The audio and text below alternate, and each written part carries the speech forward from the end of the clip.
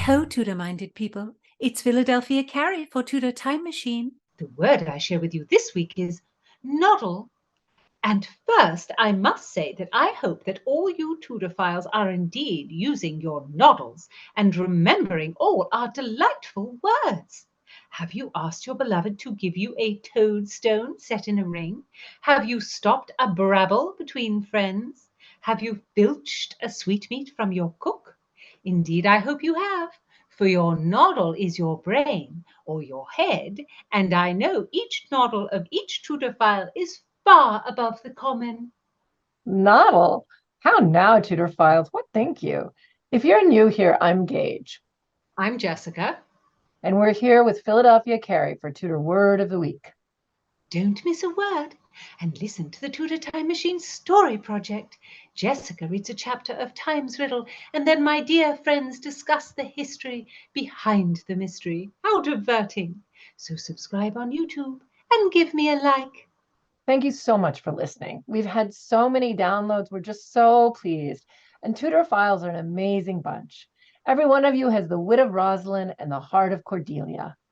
Philadelphia, can you give us the spelling of noddle, our word of the week? It is spelled N-O-D-D-L-E. Noddle. And noddle can mean head or the back of your head or the brain. We're using an example from Taming of the Shrew by our favorite William Shakespeare. A play that's pretty challenging for a modern audience because of the notion of taming a woman and also calling that woman a shrew. It's called a comedy, but an entire play about beating a woman into submission does not seem funny to most audiences now. That is not what the play is about. It is about how Christopher Sly must be taught a lesson for behaving badly in a tavern. Are you talking about the same play, Philadelphia? I don't think that there's a Christopher Sly in The Taming of the Shrew. No, I mean, don't they all have Italian names like Petruchio and Caterina and Bianca? And it is set in one of Shakespeare's favorite places, his totally imaginary Italy. Yes, and there's a wedding bargain. You want to marry off the unwanted girl, and then the more desirable girl can get married. I believe I know the play. I know you do not know. Humph. If Taming of the Shrew is about some person named Christopher Sly, what is his role in the play? He is the lowly drunkard whom the Lord puts in his place. He's the one they do the taming of the shrew for. I'm not sure I understand you. In the play within the play. I think Philadelphia is saying that the taming of the shrew is a play within a play, like Hamlet. Well, Hamlet's a good example, but Hamlet stages a play to accuse the king, but it's a very tiny part of the play. The Taming of the Shrew is a 5-act entire play. But does that mean it does not need an induction? No, it needs it. It is perhaps the only time Shakespeare ever uses an induction, but without it, audiences will misunderstand the play. What is the induction? As the play opens, Christopher Sly, a lowly drunkard, behaves very badly in a tavern, and a lord decides to turn everything arsey-versey by taking Christopher Sly to his own house, the Lord's own house, and making Sly believe he is a lord rather than a lowly drunkard. And this teaches him a lesson. So this is the opening scene of The Taming of the Shrew? Of course. Then when Christopher Sly wakes, everyone pretends they are his servants, and he is so befuddled, and he denies he is a lord until he is told he has a lady for his wife. Once he believes he will have the chance to make the beast with 2 backs, he says that he is indeed the lord and asks where his wife is. Indeed, the chance to have carnal relations makes him throw any interest in honesty away. That's still pretty creepy.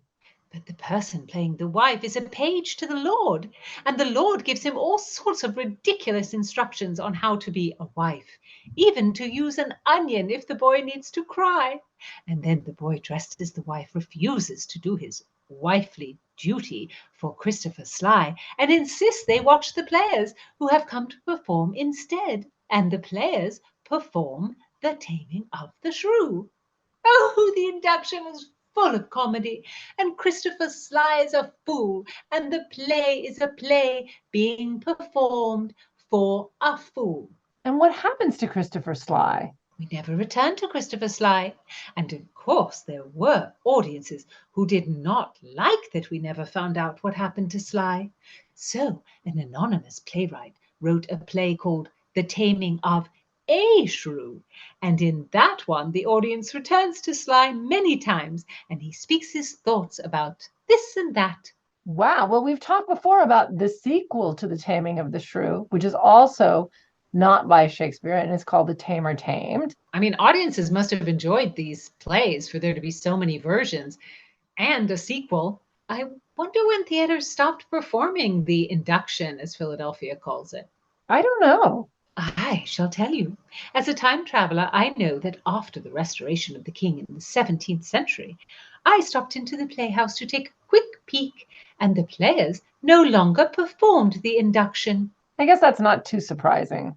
I mean, there hadn't been any plays written in about 50 years. So after the restoration, they just took the ones they had and changed them into something that their audiences would enjoy at the time. Sometimes the entire intention of the play was different. So, Philadelphia, how is our word of the week, Noddle, used in The Taming of the Shrew?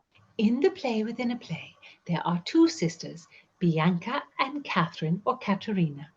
Bianca is lovely and kind, and Kate is willful, sharp-tongued, and a firebrand. Their father declares that Bianca cannot marry until Kate does.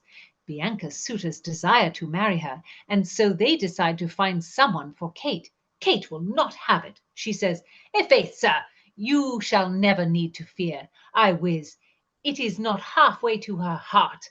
But if it were, doubt not her care should be to comb your noddle with a three-legged stool, and paint your face, and use you like a fool."